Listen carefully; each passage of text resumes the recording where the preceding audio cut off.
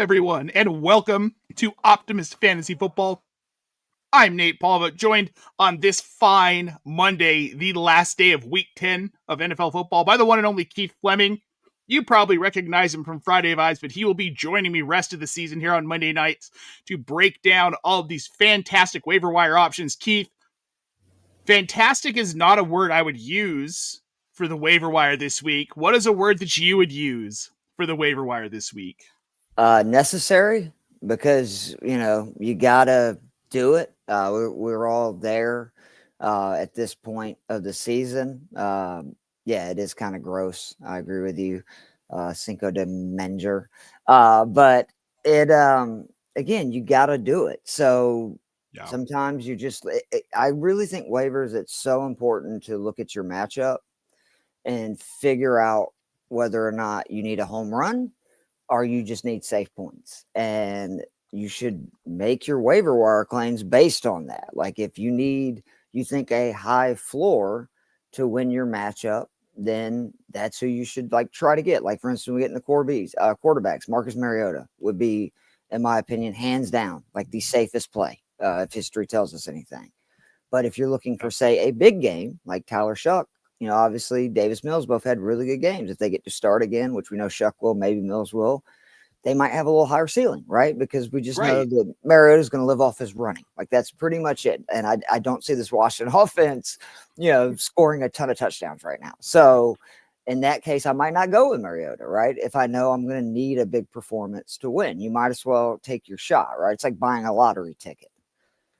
Yeah, Look, there are a lot of weird options. Some of the words that are being used from Cinco de Manger, gross, over on TikTok. We've got Jen Polvogt saying upsetting. Yes, and you may have guessed that is my lovely wife, Jennifer. My bet much. Keith knows. It's I don't know. It's not fun, but we're going to help you guys navigate it this week. I want to pop this in here. Big question of the day, the news breaking on our news account, Optimus News, news.optimusfantasy.com on Blue Sky. Joe Burrow looks like he is going to return week 13. Keith, what are you doing with this news?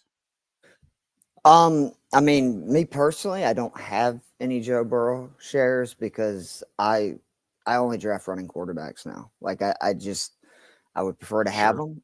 But if you have Joe Burrow, he seems dead set on trying to return. And obviously, as good as the Bengals offense has been with Joe Flacco, I'd hope it'd be a little better with Joe Burrow. And the biggest thing is just I can't believe if you're Cincinnati looking at Pittsburgh now at 5-4, the Ravens at 4-5, you're in 3-6, but you should be at worst 4-5. I mean, you're the only team in NFL history to score 38 points in consecutive games and lose them both. So that's got to sting. I do worry, not from a fantasy perspective, but an NFL perspective.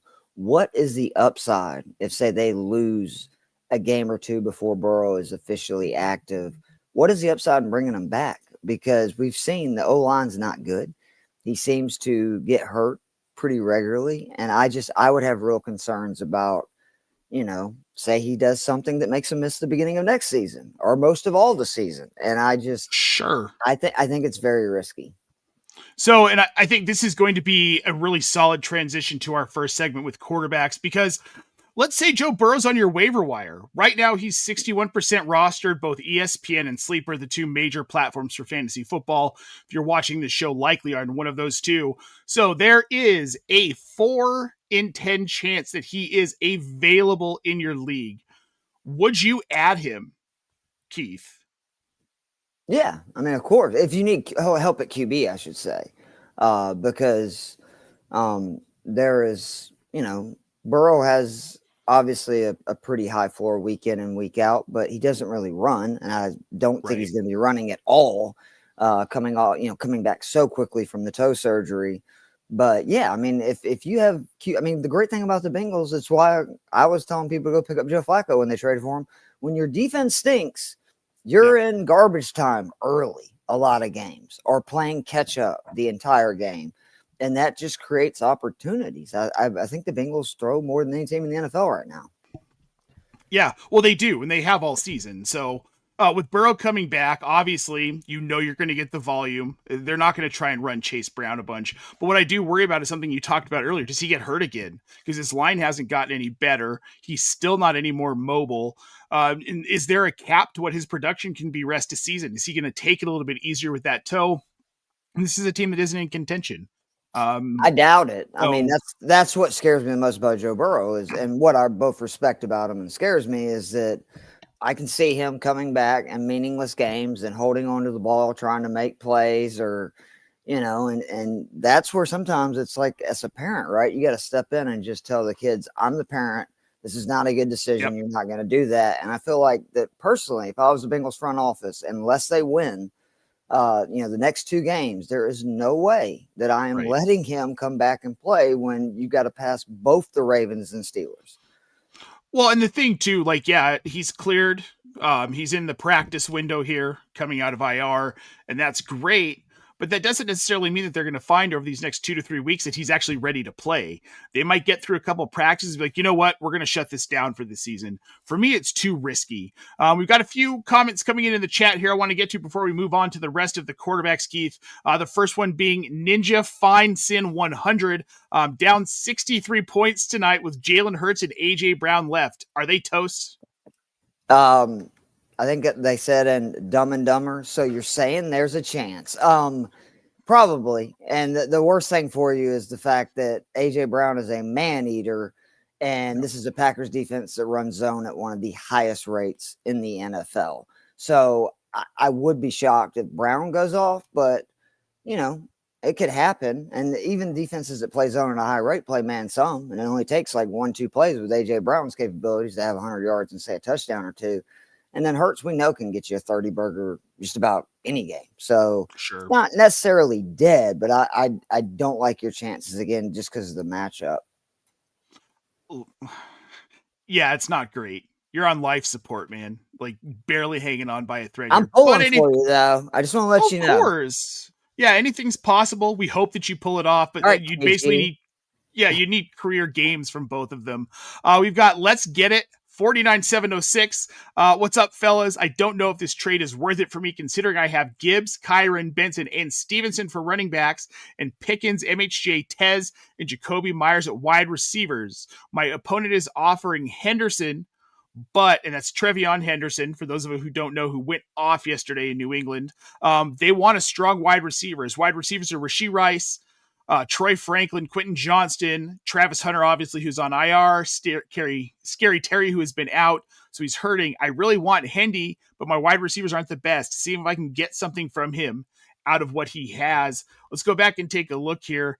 Guy who's hurting at wide receiver, I mean, you could move Pickens and Myers, and I think that would be enough to get Henderson. That might almost be too much for Henderson, in my opinion.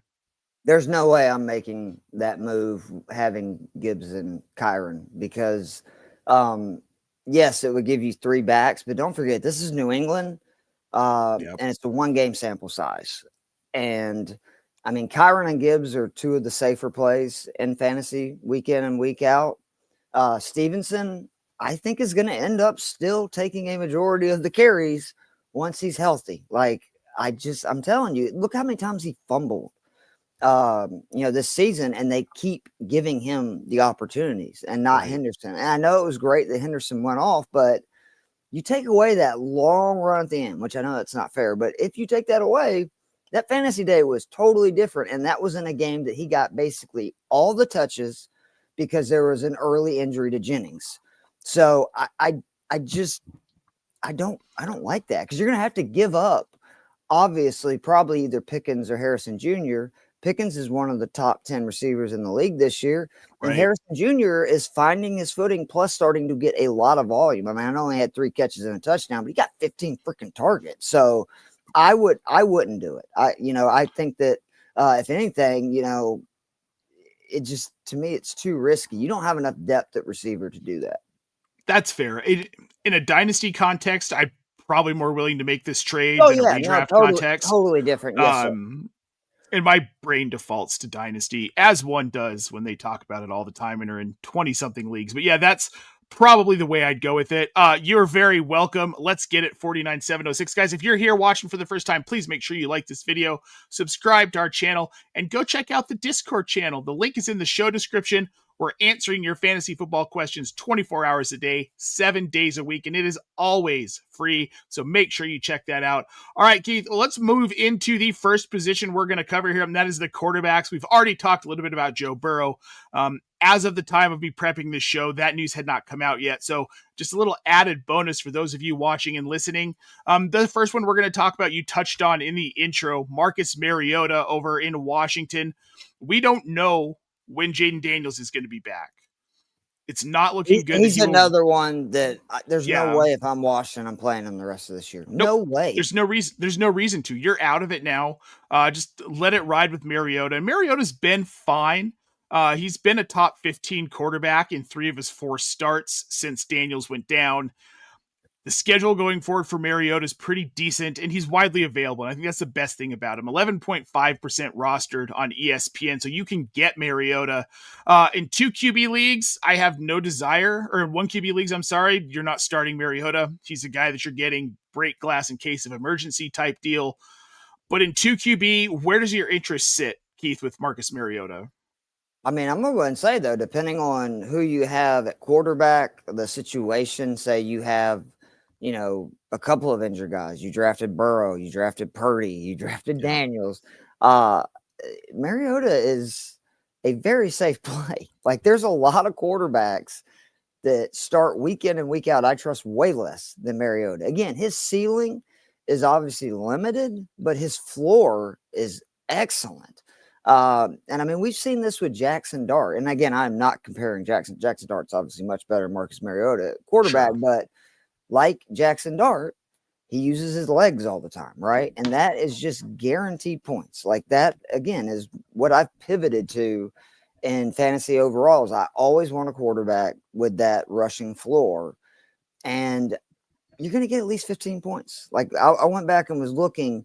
He scored at least 13.3 points, and now his last 12 starts dating back to 3 years ago has scored 20 points or more. I believe it was 6 times. Sorry, I'm not very good at math.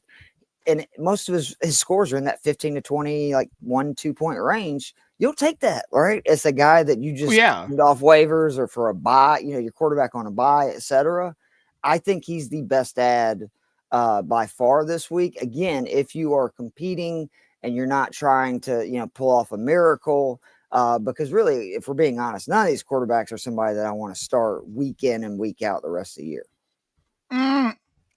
Nice little segue to our next one, Jacoby Brissett, because I would say that I feel like you can actually start Brissett rest of season if you add him. What he's done over the last 4 weeks, he's QB, I believe QB 9 in points per game, QB 11 overall in total points since he took over as the starter. He's been really good. We've had conversations, Keith, about this offense is actually looking a hell of a lot better with Brissett than it did with Kyler Murray. He's got 8 touchdowns in 4 games. He's only thrown 1 interception. He added a rushing touchdown to that as well. Then you look at their schedule going forward. They got San Francisco, Jacksonville, Tampa Bay, the Rams, Houston. Those aren't great. There's some good ones in there. But then Atlanta and Cincinnati for the semifinals and fantasy football championship weekend. In 2 quarterback leagues, I think he is more than startable. I think he's someone that you'd be irresponsible not to try and add if you have a guy like Tua who you're rolling out, or Bo Nix, or Justin Fields, or even, you know what? I'd start him over Trevor Lawrence at this point because I think he's going to score more fantasy points more consistently rest of season in this offense. I don't want to say that he's going to be a top 12 quarterback, even though he's been QB 11 since he took over. But I do think he's a mid-range QB 2. In 1 QB leagues, I'm okay adding him as a bench piece in case you need it, in case your guy gets hurt. Or if you're like, you had Brock Purdy, you're in a really deep league with a bunch of smart people and guys available like Blake Sims, and you can get Jacoby Brissett as well. I'd add him in that situation as well. Yeah, I mean, all that's fair. My only concern is the teams he's played thus far in the game script, because Indy and Dallas both, have given up a ton of passing yards this year. Green Bay is a pass funnel. They're very good versus the run. And in this last game, like he really was not good, but you got again, garbage time points matter because they got down so much. He scored a ton of points. Obviously, basically after the game was well decided. I would rather have Mariota just because I think he's going to be more consistent week in and week out. And I also worry that Kyler Murray may end up coming back and eventually taking the job, especially if, for instance, I mean, the organization today said that even when he comes back and is healthy, Jacoby Brissett's the starter rest of season, barring injury. So they're rolling. Yeah, they're rolling with Brissett rest of the way. That though, like I get that internally, but why would you say that when you have so much money owed to Kyler Murray publicly? Because then that hurts his trade, value, etc. My guess is that they've already tried to trade him, and his value isn't great anyway. So maybe it's a little kick in the pants. Like, hey, yeah, that's right. We're benching you for Jacoby Brissett. How does that feel? Wow. Dude, he should have played middle infield for the A's. This would have been a totally different arc for him. I don't know. They gave him a bunch of money. So if you're being honest, like they need to look in the mirror because they were the one that gave him a big second contract. Right. So we got this question in the chat real quick I want to get to. It's Tyler Sperry. Would you pick up Burrow in redraft if your quarterbacks are Herbert and Stafford? It's super flex, needs that third option down the wire. I think that's a safe instance in which I feel okay adding Burrow because you're not relying on him necessarily. This is kind of a, if he plays well, you can start him scenario. Have both, I know Stafford has had his bye, correct? Stafford and Herbert has too, right? I believe. Yep. Yeah, they've already had their bye. Yeah, I mean, you can always pick them up and maybe trade them, right? I'm not going to lie. I would probably not be starting Burrow over Herbert or Stafford. Sure. Unless maybe playing the Steelers. Because, I mean, bingo. Like, I would assume that both, obviously Stafford's, I think, probably top 5, top 6. And he said Herbert's QB 12. And I think it's actually good for Herbert. Not good for the team, but good for fantasy value that they now are missing both of their tackles. I think that he's going to have to get rid of the ball in a hurry. Their defense is also just gutted by injuries. You're going to see a lot of games, I think, like you saw Sunday. Again, the Bengals do get to play Steelers, who are one of the worst defenses in the NFL, but I just always get leery with, depending on like your FAAB, et cetera, if it's one of those type deals. If you don't really need a player, I don't like spending a lot of FAAB on somebody because you never know, right, when like a running back or something like that is going to end up being a situation where there's a couple of injuries and the job is theirs rest of the season and you want to go all in on that, right? So, like, because you're strong at QB, as long as it's not costing you a ton of your FAAB and you're not having to cut somebody that you really would use on a regular basis, absolutely go pick up Burrow. But I love your two quarterbacks. Like, I think that they're going to be very solid rest of the season. Well, Herbert's QB2 right now. So, yeah. As a QB2, I'm sorry. I thought it said QB12 is what came week, up. Week 12 bye. Oh, is what he was thinking. So his bye is still coming up. Right. Yeah, I don't know. Let's move on. Let's move on to Tyler Shuck. I got to get this one out of the way. He's been serviceable since he took over. We know he's starter rest of season. Again, he's another guy who's been a top 15 quarterback since he took over. Like it or hate it, the guy's decent in fantasy. Not an ad, obviously, in 2 or 1 QB leagues, but he's someone I'd consider in 2 QB leagues as a bye week fill-in, as an in case of injury type guy, or if he blows up and just starts balling out. The schedule for Shuck's pretty good rest of the way. They don't have a lot of real stiff competition here. Atlanta, Miami, Tampa Bay, Carolina, the Jets, and then Tennessee round him out with the fantasy playoffs after a bye this week. My thing with Shuck is that I feel like he's going to be a cheap ad. And if he keeps doing what he's doing in this offense, they're not asking him to do a ton, but he's throwing touchdowns. He's not making a lot of mistakes. He's only got 2 picks in 3 games. I don't think he's a terrible addition. Again, not relying on him to start. Don't think he has a super high ceiling, but as an emergency quarterback right now, which is what you should be looking at if you're a contending team, he's really not a bad ad with the schedule. No, I agree. I mean, again, you keep mentioning the Falcons. You can run all over Atlanta. We're actually pretty good versus the pass this year. I I would rather have Mariota. I just think he's a lot safer. Like if they're both Sure. out there, I would rather have Mariota. I and I guess the Stroud should come back. I'm assuming this week, correct? Is that what the reports We're are saying? assuming. We're assuming yes. It sounds like he will.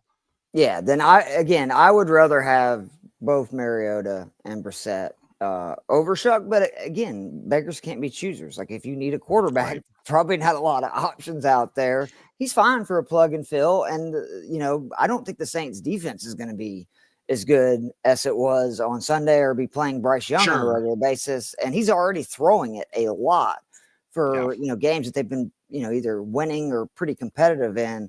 They're going to be getting thumped in some of these games. And that's where I think he really potentially has a high ceiling. Yep. Yeah. Mariota's the guy you want to add on the wire. Now, if we do hear that Stroud is not trending towards playing, I do like Davis Mills. 2.4%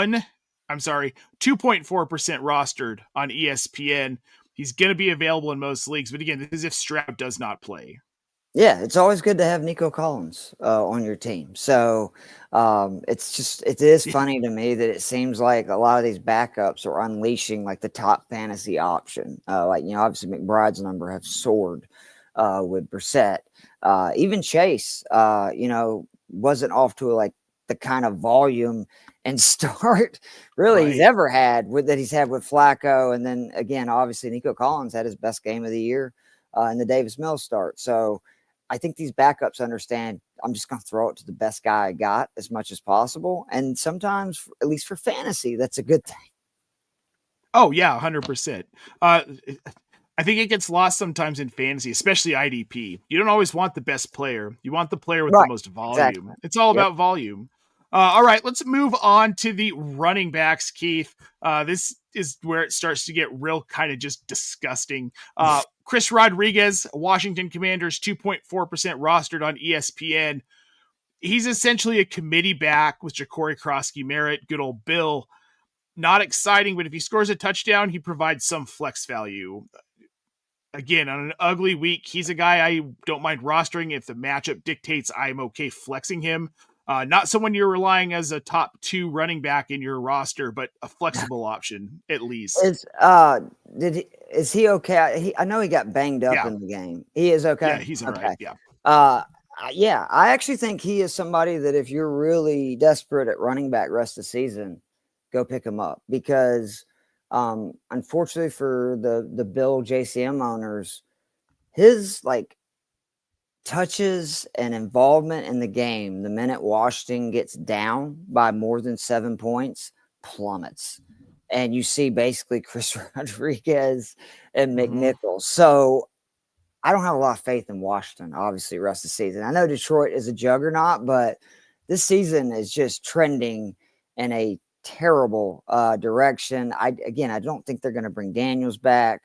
So unfortunately, if you have JCM, it's just rough. I don't know if you can start him rest of the season unless they have some really weak opponents. So I do think Rodriguez is worth the fill. He's getting most of the goal line work.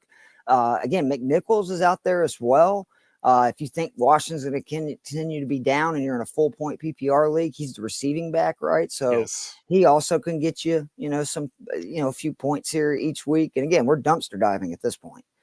Oh, no, it's complete dumpster diving. I mean, we're about to talk about Blake Corum. 8.5% rostered on ESPN. I guess that's how we're transitioning to Blake Corum.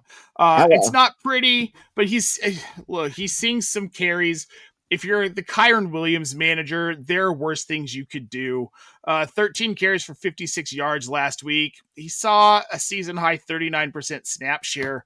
So they're involving him in the offense a little more. There's some upside there if he scores a touchdown. Then he becomes flexible and you're not sad about rostering him. Where are you at on Blake Corum, Keith? Yeah, I mean, out of this group, he's probably the best option in the sense that he's got a red zone touch. I think it's the last 4 games. Actually has, I believe, because I know he had 2, I think this week, 4. So that's 7 red zone touches, carries in the last 4 weeks. And to your point, like he is getting attempts. I mean, you go back and look, he had 9 week 4, 5 week 6, 12 week 7, 13 week 9. He had 13 again this week. And if Matthew Stafford keeps throwing touchdowns, pretty much every time he throws it down the field, and with Devontae Adams and Puka, pretty likely, obviously the bigger the leads are, the more they're probably going to take their foot off the gas. And that's when Corum's going to get, potentially these 13, 12 carry games. But worst case, he is getting at least a possession or two a game, even in competitive games, right? To spell Kyron. And to me, again, great offense. He's not a bad option. Like, he really not. It's gross. You can't guarantee much, but you're going to get at least 4 or 5 points. And you can't even really say that about the rest of these guys. You really can't, but the volume's consistently going to be there. We've seen it we're on 3 weeks now. He's definitely better than the next one we're going to talk about, Sean Tucker over in Tampa Bay. I want to give this dude the ball. It drives me crazy. Like, I think he's such a better back than Rachaad White at running. Okay. Like, I'm not talking about overall back, but these kind of backs, you have to give them carries. Like, you can't give them 5, 6 carries and expect any back to do anything with it. Right. And it's just like you see with Rachaad White, he's going to get like 3 yards of carry. That's just who that dude is. Very good receiving back. Like, very good receiving back. Horribly inefficient running. Terrible, man. I don't get it. And like, what is the deal with Bucky? Like, why did they not put him on IR if now we're going on week 4, 5, 6? Like, how long has he been out? When the injury happened, I said this, like, it's very curious they're not putting him on IR. I don't really understand why they haven't pivoted to put him on IR. I think he needs to be on IR, but obviously they think that he could come back any week. This is not the week where it's going to happen. Sean Tucker is the featured image for our waiver wire article on optimusfantasy.com. We've got options at every position. Apparently now it's the shoulder that's been the issue. That's according to Todd Bowles today. If you guys want to know all of that news, you just need to head on over to @news.optimusfantasy.com on Blue Sky. Something different. I don't know. Out. He was lifting. Who knows? But if you want to be up with the news like we are, follow us on Blue Sky @news.optimusfantasy.com. Carly Manger is killing it on that account, beating most of the major news heads to the punch on stuff. So if you want to be ahead of your league mates, that's where you need to go. Devin Singletary, 37.1% rostered right now on ESPN. The Giants are hurting. It's just this team is beat up. They just fired Brian Daboll today. I don't know what to make of everything that's going on there, but I do know Devin Singletary looks like he's going to be at least splitting carries with Tyrone Tracy, and he got some red zone carries, which he didn't do anything with them. All the red zone carries for the running back. I need to make sure that is to me, the one thing you can say about Singletary. He got all 5 2 weeks ago, and I believe he got the 3 or 4 this week. Again, to your point, he hasn't found pay dirt with any of them, but he is getting, which that's good. And you would assume if, say, Jackson Dart has to miss this week, they're going to rely even more on the run game because, I mean, you saw Russell Wilson blew that game. He wasn't in there but like 7 minutes and the Giants lost. So, and he's definitely not going to be running around like Jackson Dart is. So, he's a decent option. Again, goal line, like a guy that you know is going to get the goal line work, that's huge. And we're now at a 2-game sample size. So I don't call 2 weeks ago an anomaly. When it happens 2 weeks in a row, he is their goal line back now. So that is right there. If you're struggling at running back and just need somebody, that's actually probably the guy I'd go get. Now, the more I think about it. Well, unfortunately, he's not very widely available, but he's who I'd get to, especially if this Dart absence gets elongated. You've got to be concerned with how often he's been evaluated for concussions. Smart coaching staff probably shuts him down for the season. That's why they fired him, by the way, Daboll, is you can't have, I talked about this a couple of weeks ago. You can't have a quarterback that's this talented and able to use his legs and then have a coach that is coaching for his life when the season's basically over. Because obviously he wants to win as many games. And right now with Dart, that's running him a lot, right? But he's going to get him killed, right? But what does he care? If he gets him killed, he's going to get fired anyway. So I think the Giants made the right move today because Daboll would have continued to let, Dart just get murdered. And I'm assuming rest of the season, he will run a little bit if he comes back. But I think it's going to be kind of like what Drake May learned. Drake May was very similar to Jackson Dart last year, like a lot of hero stuff, a lot of, trying to get extra yards running the ball. This year, you can tell Mike Vrabel has gotten into his head, like, dude, you are this franchise. Like, we need you healthy. Do not do any stupid stuff. Don't take big hits if it's not necessary. And May has really done a lot better at that. And I've been so impressed with Dart. Like, if I'm the Giants, I feel very excited about next year. If you can get Scatterboo back, you got Neighbors back, like, that Darts look great. They have two good tackles. I know they can't ever keep them healthy at the same time, but like, there's a lot of stuff for the Giants, a good pass rush where I could see them next year being a big deal. I did just want to mention one other name. Keaton Mitchell is just somebody to pay attention to because he's really explosive. Like, again, it's gross.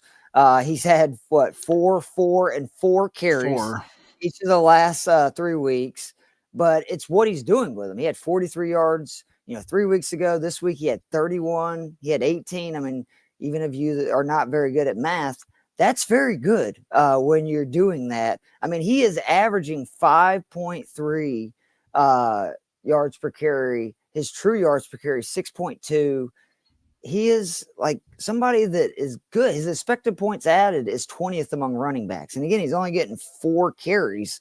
I think you're going to see him continue to start to get a little bit more and a little bit more action, especially with how, I mean, let's be honest, Henry looks like he's finally hit a little bit of an age wall where he's just not quite the same guy he used to be.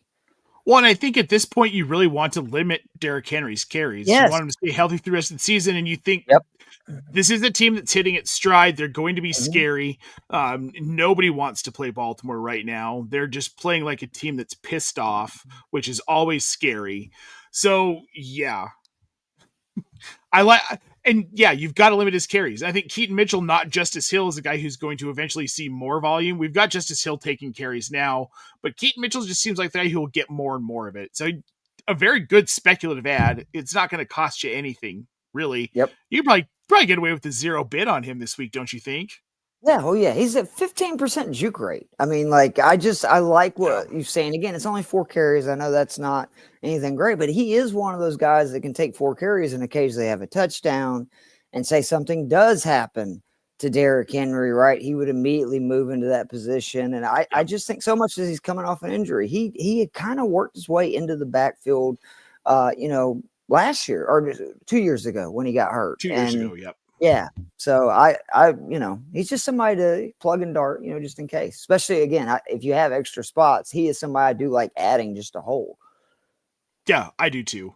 We're going to move on, though, from these running backs, Keith. Let's move on to the waiver wire wide receivers. I want to start with Jalen Nailor. Had a heck of a game on Sunday with the return of J.J. McCarthy. He is 0.5% rostered right now on ESPN.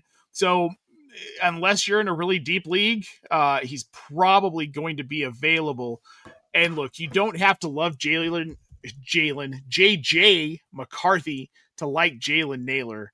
3% roster on ESPN. He saw 6 targets. He has had 15 targets over the last 4 games, so he is seeing work. I mean, he had 1 game where he only had 1 target, didn't get a catch.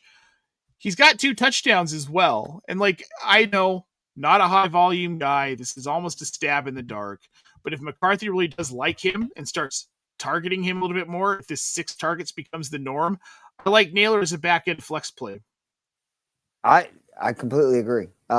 He's had 7 games with 4 or more targets. He's had 3 or more in 8. So, and then the other big thing for me is with his 1, 2, 3, 4, 5, 6 games with a red zone target, at least 1. So he's not terrible. And then the other big thing is just, it's pissing me off because I had Addison in a good bit of league, especially best ball.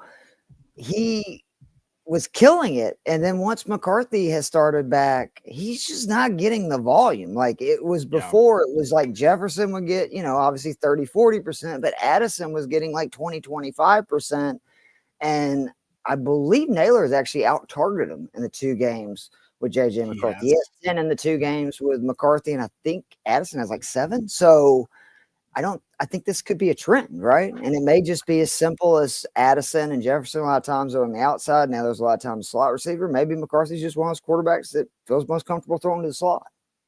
And he very well could be. Oh, he had 5 catches for 124 yards and a touchdown. You can't ignore that, and you can't say that's just some anomaly. I'm not saying to roster him and start him this week. The Minnesota matchup against Chicago isn't great. Their secondary has been much better over the last few weeks. I feel like they're going to eat McCarthy alive. They're one of my waiver wire defenses. If you're streaming defenses, I think Chicago's a phenomenal option against this Minnesota offense this week. But if you get past this week, Minnesota it gets a little bit easier. I mean, Green Bay, Seattle, Washington, Dallas, the Giants. They've got Detroit week 17. Obviously, that week 17 matchup isn't great, but it doesn't matter if McCarthy's going to start targeting Nailor. If we're in the neighborhood of 6 to 7 to 8 targets a week for him, he instantly becomes fantasy relevant as at least a flex play. Mack Hollins, he is 0.1% higher on the roster ship scale than Jalen Nailor. The veteran wide receiver's been all over the place, generally doesn't wear shoes, but he did have 10 targets on Sunday against Tampa Bay. Kayshon Boutte is out. Stephon Diggs is being very limited. Like, they're just really ramping back his workload, which makes you wonder how viable he's going to be rest of season, but we're not talking about him. Mack Hollins, 10 catches, 106 yards. He did not have a touchdown this weekend, but he 16 fantasy PPR points. Not a bad day for the vet. Is this something that continues, given the injuries, given Stephon Diggs' age, and given what is apparently some familiarity and comfort that he has with Drake May now after playing with him this season? Is Mack Hollins a guy who's worth an ad? I don't believe so. And the main reason is just it looks like Kayshon Boutte, he was a limited participant today at practice. I think the minute he comes back, he falls into like that Demario Douglas, Kyle Duggar. Like, you're going to need a shot in the dark, right? Like, they have to either A, get on the field, or do what Demario Douglas had been doing for the previous 4 weeks before I played him in basically every DraftKings lineup, and what Kyle Duggar did this week, right? Where you have that like big play and score a majority of points on that. I really think that this offense is 2 receivers, get most of the work. That's typically. Oh, Keith, we lost you. I'll keep going here. Really with this New England offense, you've got 2 receivers who are going to get the majority of the work. Keith, looks like you're back. Yep. Sorry about that. Oh, it's all right, man. It happens. I'm in a basement. I'm surprised I don't lose internet. It more. Yeah, exactly. Yeah. Let's move on to Michael Wilson over in Arizona. This is more of a symptom of Jacoby Brissett. We've seen Michael Wilson see an uptick. He seems comfortable with Brissett, which makes sense. Second team guys play together at practice, right? 7 targets on Sunday, 4 catches for 34 yards. Not a ton, but with Brissett being the starter moving forward, I think we see a consistent 6, 7, 8 targets for Michael Wilson. Speculative ad. Maybe he does something with him. Maybe he doesn't, but he's a guy you can plug in and get a consistent 6, 7, 8 points out of as long as Brissett's the starter in Arizona. Yeah, what's befuddling about him, because I've actually been a big Michael Wilson fan for a few years. Like, I think that there's something there. But like this year, for instance, he's been incredible versus zone. But if you look at his target read rate and first read target share, it's the opposite of what you think, right? Like, versus zone, he gets a lot less targets and a lot less first read targets, but he's averaging 1.87 fantasy points per target versus zone, to while 0.99 versus man. Again, points per route versus zone, 1.87 versus man, 0.17. But again, that target rate versus man, 17.3 versus zone, 10%. First read target share versus man, 19.3% versus zone, 11%. So that's the kind of thing that doesn't understand me. If somebody's that good, they have this kind of data, right? Like, where they're seeing that obviously, again, like his yards per route run versus man is better than versus zone. I mean, zone versus man. Why are they not using him more? He has always been known to be somebody that he's going to see the field and run a lot of plays on man. That's the way it's been this year. Like, he actually almost has he has over half as many routes versus man as he does zone, and people know defenses overall play way more zone than they do man. Like, across the league, the top like man defenses are 40% for a team. So I do like Wilson. I have a lot of hesitation about like this Arizona offense kind of imploding eventually. because Jacoby Brissett has not been a starter for a long time for a reason. And he was awful last year. And was it New England he started at last year? Or was that 2 years ago? Yeah. No, it was last year. It was in New England. Because I do worry about, again, the more film teams get and they realize your tendencies and stuff, that's where we see a lot of these young quarterbacks, right? Like they'll start out on a house on fire and then you have to make adjustments. And I do worry that's coming with Brissett because we kind of saw a little bit of that, right, on Sunday where early it was really ugly. And then to his credit, he did better as the game went on, but I just think it's going to get harder for that whole Cardinals offense. So I probably am out on Wilson as well overall. Yeah. I don't have a lot of interest. This is more of like if I've got a deep bench, right? Got some spots totally. I need to fill. Like I'm willing to add him. What about Tyler Lockett, Keith? Ugh.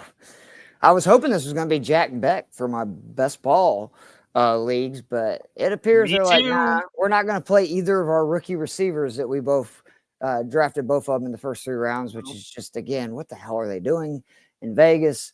I mean, he's somebody that I want to see more of this offense with Brock Bowers, and I think you can wait with him being, like 2% owned. So I don't think you have to go out and get him now, but I am interested to see if he continues to be on the field, running routes and getting targeted more and more. Because remember, he just got to Vegas. Because I think this whole offense has changed with Bowers. I know it was, I still, even though it was ugly for Bowers this last, Thursday, I still think overall it was better for the Raiders than what we saw for months. I just think it opens up everything in the passing game a little bit more, and that could be good for Lockett. And again, it's befuddling to me why you draft 2 guys in the first 3 rounds at wide receiver, and neither one of them are on the field for 39-year-old or however old he is, Tyler Lockett. 39-year-old Tyler Lockett. He's 33. But I'll explain. I mean, it's honestly, it's pretty simple, and we should have seen this coming to begin with. Tyler Lockett, Geno Smith, Pete Carroll are back on a team together again. Of course, Geno Smith is going to hyper-target him.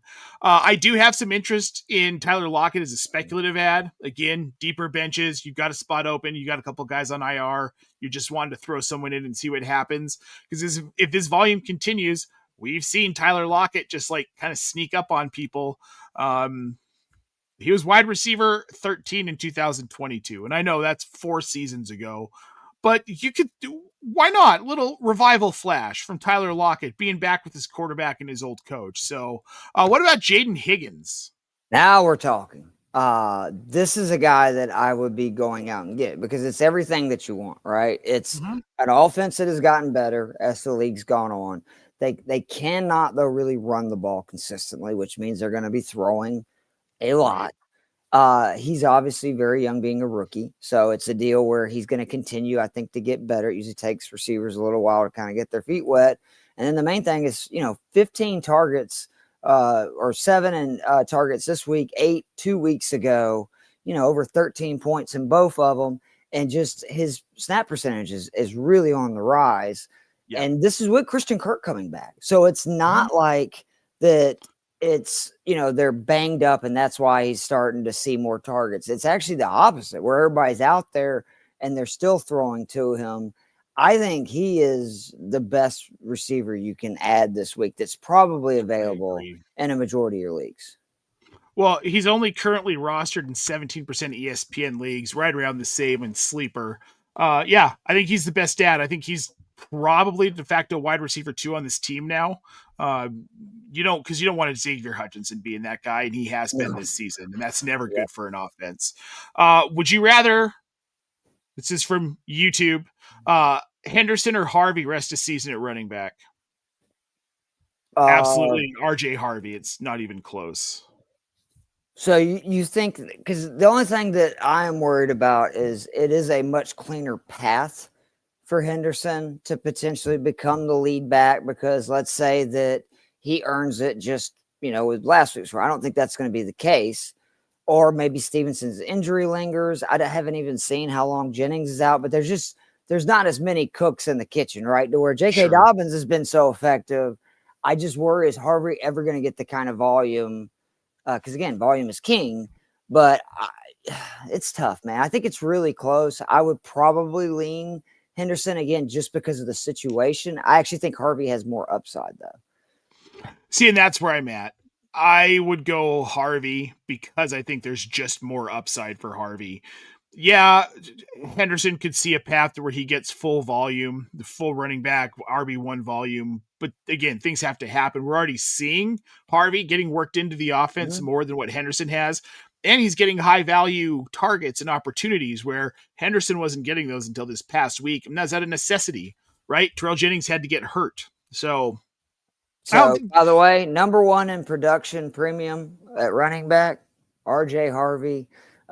He is 5.2 yards per touch. That's 13th among running backs. Yards per route run, he's 8th. His catch rate is 7th among running backs.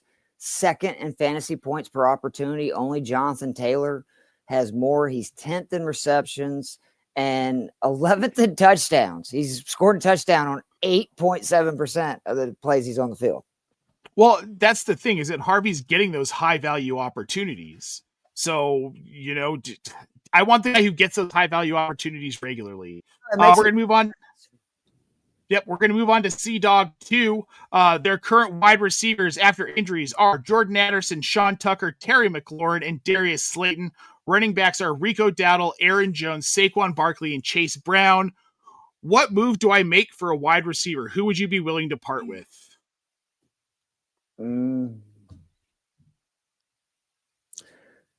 I think I might be willing to part with Barkley because I think he's going to get the most out of it. And I'm okay with those other three backs. Like Dowdle, we know, again, he saw 86% of the carries, which is almost exactly what he saw the week before. I think Dowdle's good.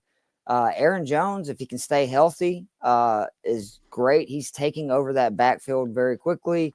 And then Chase Brown doesn't really compete with anybody, especially with P. Ryan now being hurt as well. So I think Barkley's the guy you can get the most from. And so that would probably be the move that I would make, is you could probably get a legit like top 12 receiver for Saquon, even though he's not having, right, like the best Barkley season just because of who he is. Yeah, I completely agree. Now, I want to know this one. Burden or Jaden Higgins rest of season? Oh, Higgins. Yeah, it's not even close for me. It's got to be Higgins. It's just too many receivers. I mean, in Chicago, like you got 2 tight ends taking care of. Zacchaeus is still good. Obviously, more and like there's just way too many mouths to feed. Burden will have his time. It's just not this season. Yeah, he's good. It's just not this season. All right, we're going to move on to tight ends, and then we're going to get kickers and get the heck out of here so people can get ready for the game tonight. The first tight end. Yeah, right. Or Monday Night Raw, whatever you're into tonight. We're going to start with Cade Otton, Keith, 17.2% rostered on ESPN, with the news today that Chris Godwin has no timetable for return, along with Bucky Irving, of course. I really do think that Cade Otton becomes someone you want rest of season at tight end. We see it every time that these wide receivers are hurt. Otton gets an uptick in volume. And Mike Evans with that broken collarbone, we don't know if we're going to see him back this season. They're more hopeful because it was a clean break, thinking maybe he could come back a little bit sooner than expected. But it's probably unlikely that we see Evans again rest of season. And at this point, why? Why bother with it? Maybe you can get one more season out of him. Don't push it. Cade Otton, I think, is probably one of the best options on the waiver wire, if not the best option on the waiver wire this week. I mean, there's a couple other guys that are pretty good, but from a volume perspective, I love Cade Otton, and he's my top ad on the waiver wire tight end this week. Yeah, I mean, he's number one in snap share among tight ends. The difference was early in the season, he was not getting the targets, obviously, because they had, as we were saying, too many receivers. Again, ironically, they don't have enough.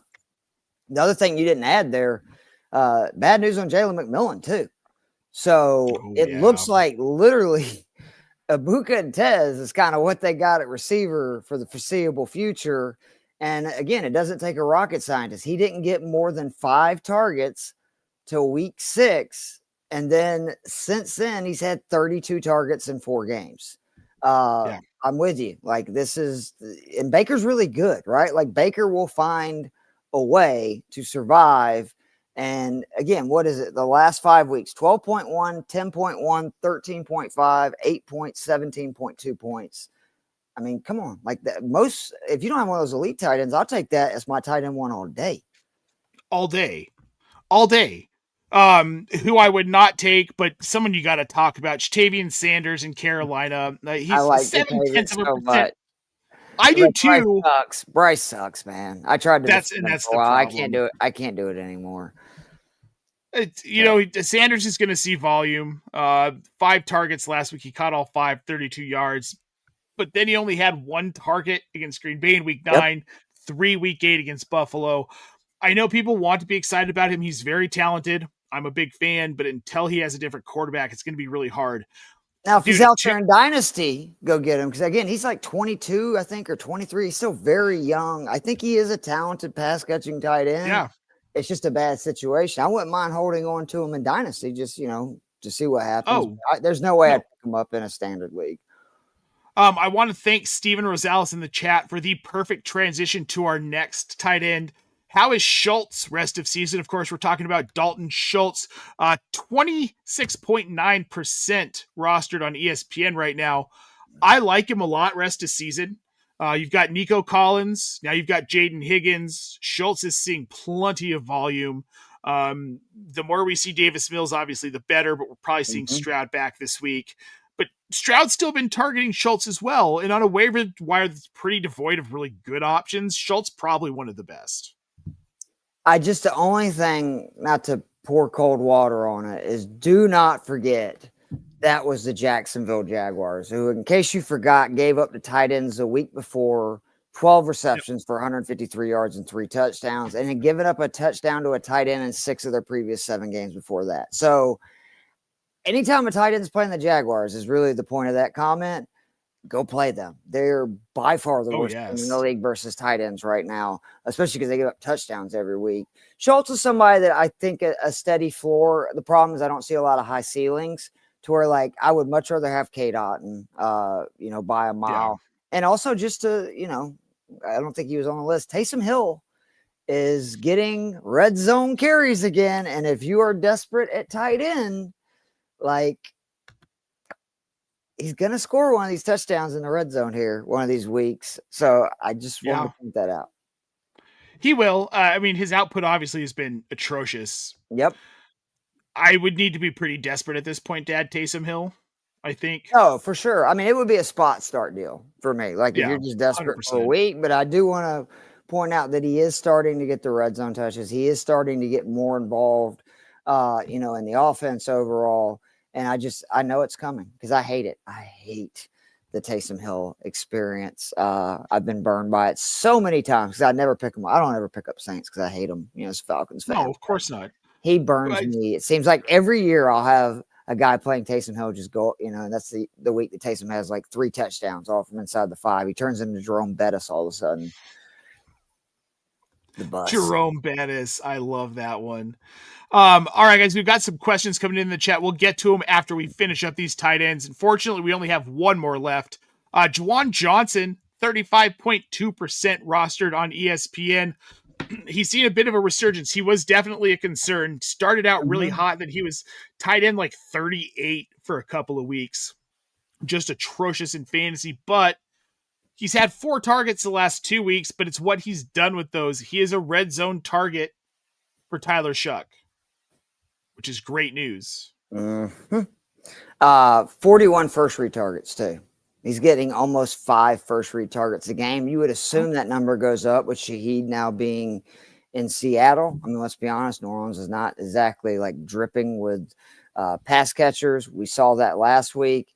And then the other thing is just the air yards. He's second among tight ends in air yards. And from what I've seen, Tyler Shuck is better throwing the ball down the field than Rattler was. So if he continues to get the air yards that he's been getting, you're going to see him make big plays, i.e. what do you have, like 4 for 92 this week? So, I think Johnson is somebody that is a very good play rest of the season. Wouldn't even surprise me if he's a top 12 tight end rest of the season with Shuck as quarterback.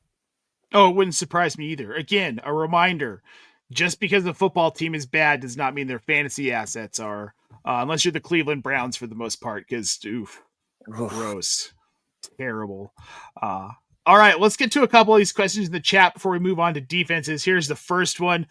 Steven Rosales, 639, wants to know what we think of Brenton Strange when he returns. I don't have a lot of faith in Trevor Lawrence, but that said, given the state of this offense, I do like Brenton Strange as a top 12 tight end rest of season once he comes back. How about you, Keith? Yeah. To your point, Lawrence can't throw the ball down the field. That's the issue. That's why BTJ was so good with Mac Jones and been so bad with Trevor Lawrence. Brenton Strange, of all their pass catchers, runs the shortest routes. It's just like Parker Washington has been in the slot.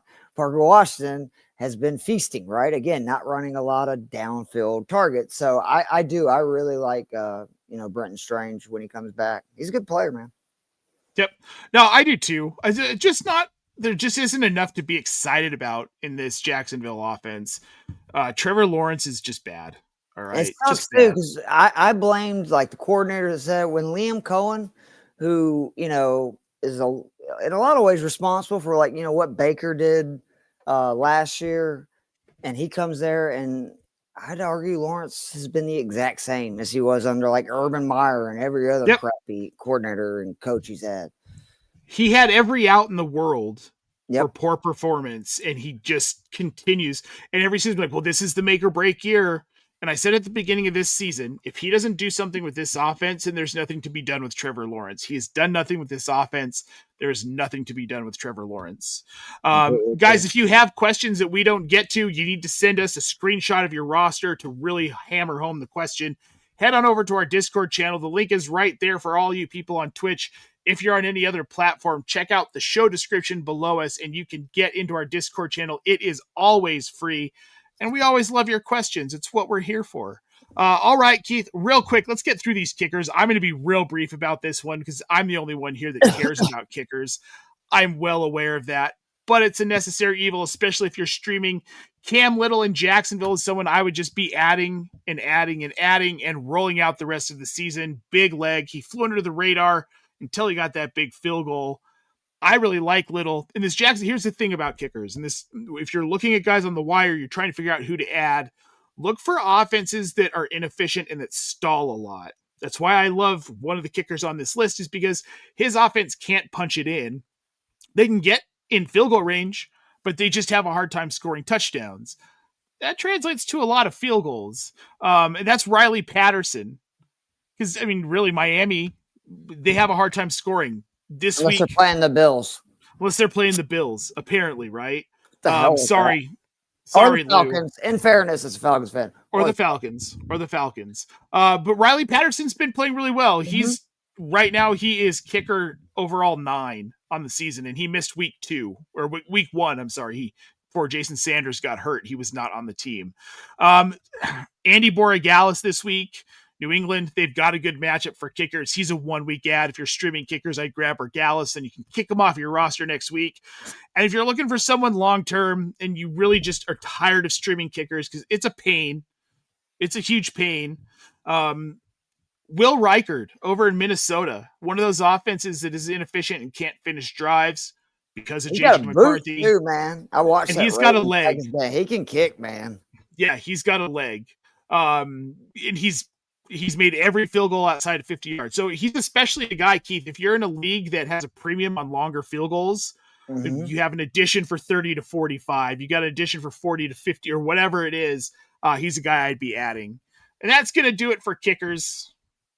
Because, you can only talk so much about kickers. It tends to be a pretty short, sweet conversation. I didn't say anything because we can't get a kicker in Atlanta, okay? Like, it's been from hell, and we've lost a bunch of close games, so I don't even like talking about kickers at this point. That's why I didn't ask you to say anything. It's You're all right. Man. That's what friends are for. Exactly. Well, friends, I want to say thank you so much for tuning in with us here on this Monday night. If you noticed, we came in a little bit early, and we're going to be coming in a little bit early rest of the season. We will be live at 7 p.m. Eastern Standard Time for the remainder of the 2025 NFL season. Looking forward to it, guys. Go enjoy Monday Night Football. Or Monday Night Raw. I don't do wrestling, so I'm going to watch the football part of it. But it's been great, guys. Thank you so much. We'll be back on Thursday with the Casey Kasem for the Optimus Fantasy Show. That will be at 1 p.m. Eastern Standard Time. And then our normal weekend slate with Friday vibes. That's right. Keith and I will be together on Friday. That's 6 p.m. Eastern Standard Time for Friday Vibes, where we answer all of your questions and get you ready for the week to come. Please make sure you check out that Discord server. We are there 24/7 to answer your fantasy football questions. And head on over to tools.optimusfantasy.com. Use the promo code ThanksOptimus for a free 2-week trial. All of our betting, DFS, and fantasy football tools at your fingertips. For Keith Flemming, I'm Nate Polvogt, guys. Thank you so much, and we'll see you next week.